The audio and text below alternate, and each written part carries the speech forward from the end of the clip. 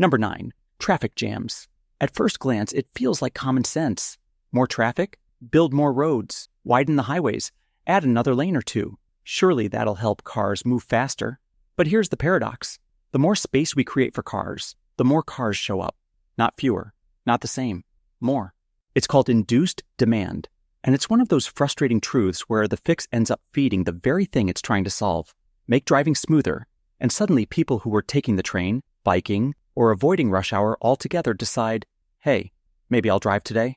Delivery services run more routes. Developers build more suburbs. And boom, the shiny new lane fills up just as quickly as the old one. Cities like Los Angeles are basically poster children for this loop. For decades, they've been pouring concrete in every direction, creating some of the widest highways in the world. And yet, LA still ranks among the most congested cities on the planet. It's not that they didn't build enough roads. It's that the roads themselves kept inviting more traffic. What makes this even more maddening is how intuitive the original solution feels. It should work. But human behavior doesn't follow clean logic. It adapts. And every time we make it easier to drive, we subtly encourage more driving. So the problem doesn't go away. It just grows quietly behind the illusion of progress. Number 8. Antibiotic resistance.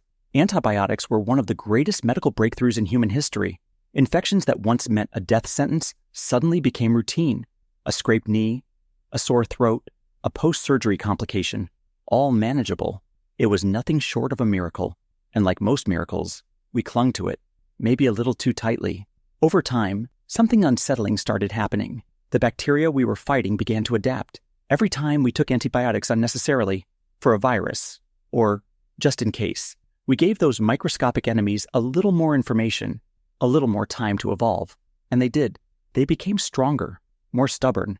Now we're dealing with superbugs, infections that no longer respond to the very drugs that once wiped them out.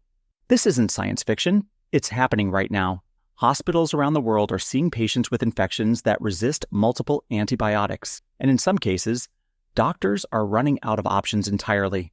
The more we used antibiotics as a catch-all solution, the more we train bacteria to beat them. So now, the medicine that once saved us is caught in a deadly loop, still essential, but also contributing to a growing global threat. It's a harsh reminder. Even the best tools have limits. And if we treat every problem with the same solution, we might just create a bigger one down the line. Number 7. Wildfire suppression. It sounds like the right thing to do. If there's a wildfire, put it out. Fast. Save the trees, save the homes, save the animals. And for most of the 20th century, that's exactly what we did. Every time flames broke out, crews rushed in to smother them. Smokey Bear told generations of kids that only you can prevent forest fires. But here's the twist. That well-meaning strategy quietly set the stage for the monster fires we see today. In many ecosystems, especially across the western U.S., fire isn't a disaster. It's a natural reset button. Small, low-intensity fires used to clear out dry brush, dead branches, and undergrowth. They made space for new growth and kept the forest floor clean. But when we stopped those fires from happening, all that flammable debris started piling up for decades, unseen, until lightning strikes or human sparks ignited the fuel we'd been unknowingly stockpiling. Now when fires break out, they're not small and manageable. They're towering infernos, hotter, faster, and more destructive than anything nature intended. Trees that used to survive fires are now incinerated. The soil gets scorched.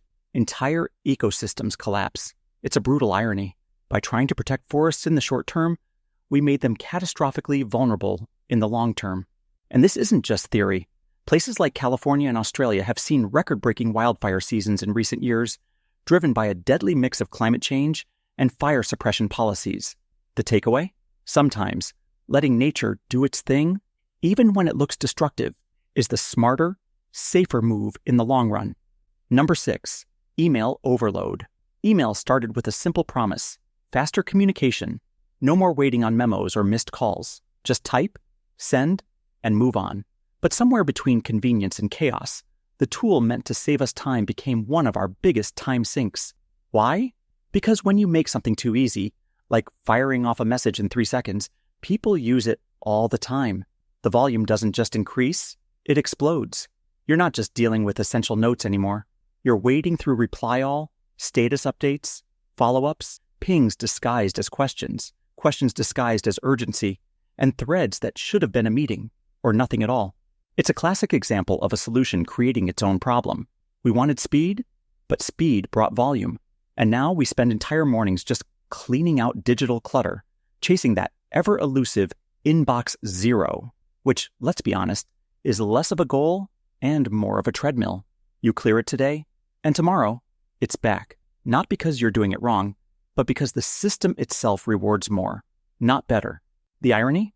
Some of the world's most overwhelmed professionals are the ones most connected, most efficient, and most buried in email. It's not a communication tool anymore. It's a second job. Number 5, climate control indoors. Air conditioning changed everything.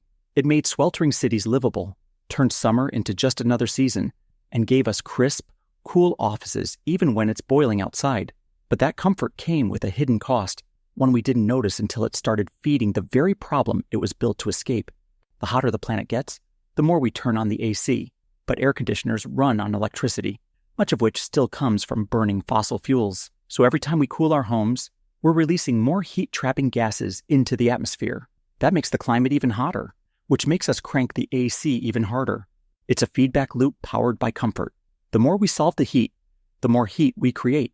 And the kicker, the areas relying most on cooling, often poorer, hotter regions, are also the ones least equipped to deal with rising energy demand and unstable grids. We fixed the discomfort of heat and built a system that quietly intensifies it. Number 4, diet culture. We're sold the idea that discipline equals health.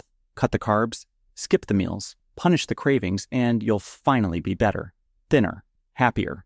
But the truth behind diet culture is much darker. The more we try to fix our bodies through restriction, the more we end up breaking them. Study after study shows that extreme dieting rarely works long-term. Sure, you might lose weight in the short run, but your body fights back. Metabolism slows down, hunger cues get scrambled, and once the diet ends, the weight often comes back, sometimes more than before. This yo-yo effect isn't a lack of willpower. It's your biology trying to survive. And it's not just physical. The constant pressure to control your body creates shame, anxiety, and a distorted relationship with food. People start equating self-worth with a number on a scale. Meals become moral decisions. Rest feels like failure. What started as a pursuit of health often leads to disordered eating, burnout, and a deeply fractured sense of self. Diet culture promises transformation. What it often delivers is a lifelong loop, restricting, rebounding, blaming yourself, and starting over. We thought we were fixing our bodies, but in chasing perfection, we forgot how to trust them. Number 3, productivity culture. At some point, we all bought into the dream. If you get more efficient, you'll have more time to relax, to breathe, to live. So we downloaded the apps, color-coded our calendars, read the books, and learned the hacks. And for a while it worked. We got faster, more organized, more productive. But here's the trap. The more productive you became, the more was expected of you. You didn't get extra free time. You got extra tasks. Productivity stopped being a tool for freedom and turned into a reason to pile on more work. The reward for efficiency? More responsibilities, faster deadlines, higher expectations. Now rest feels like a glitch in the system. Doing nothing triggers guilt. Slowness looks like weakness. Instead of working less, we're optimizing every minute so we can work more. What started as a way to take back our time has turned into a hamster wheel. Faster, smoother, but still spinning in place. So we solved the problem of inefficiency and ended up creating a culture where burnout is worn like a badge of honor. The system didn't free us. It just moved the finish line. Number 2, poverty metrics. In trying to solve poverty, we built a system to measure it. That sounds logical. You can't fix what you don't track. So governments set income thresholds, drew lines, and said, if you're below this number, you need help. If you're above it, you're fine. But that very fix created a new problem. People learned how to hover just above the poverty line, earning barely enough to disqualify them from support, but not enough to actually live well. And because the system is focused on the number, not the lived reality, it often leaves struggling families behind. The metric becomes the goal. Bump someone $1 above the cutoff, and the problem is considered solved, even if they still can't afford rent or groceries. In the effort to manage poverty with clean data, we ended up managing optics instead of outcomes. The tighter we defined the problem, the easier it became to ignore anyone who didn't fit the definition. So now, instead of solving poverty, we're solving how it looks on paper. Number 1. Over-policing minor crimes. The idea sounded smart on paper. Stop the small stuff, and the big stuff won't happen. If you crack down on graffiti, loitering, or subway fare evasion, you send a message. This place is under control. It's called the broken windows theory, and for years it's shaped how cities police their streets. But in reality, that strategy often backfired. Instead of safer neighborhoods, many communities ended up with constant surveillance, aggressive policing, and jails filled with people who posed little to no real threat. Minor infractions became major disruptions in people's lives, lost jobs, criminal records, cycles of poverty, while the root causes of serious crime remained untouched. And worse, the trust between police and the public began to erode. When people feel watched more than protected, when a community sees more patrol cars than resources, law and order starts to look like control, not safety. In trying to enforce peace, we sometimes disrupted it. We tried to solve disorder by tightening the grip, but what we squeezed was trust, not crime. The outcome? A system that often punishes symptoms while ignoring causes. That's all for today. Thanks for watching. If you want more videos like this, please subscribe to the channel.